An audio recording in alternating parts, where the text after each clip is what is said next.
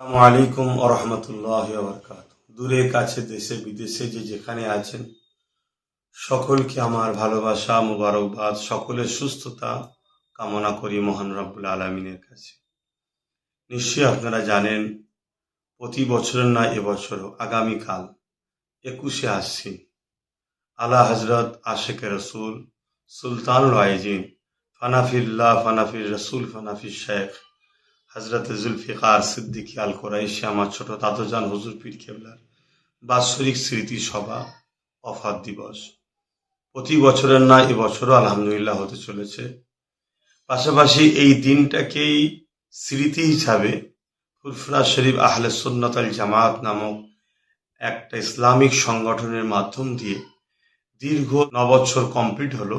আমরা এই সংগঠনে মানব সেবা, দেশ সেবা, ধর্মপ্রেম, মানবপ্রেম, দেশপ্রেমের কাজ করে আসছি।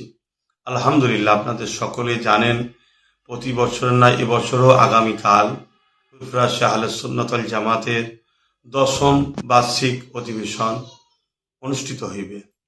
বিশেষ করে মুজাদ্দিদুজ্জামান দাদা হুজুর রহমাতুল্লাহ আলাইহের ছোট সাহেবজাদা আমার দাদাজান হুজুর কেবলার ওফাত দিবস স্মৃতি সভা উদযাপন হবে।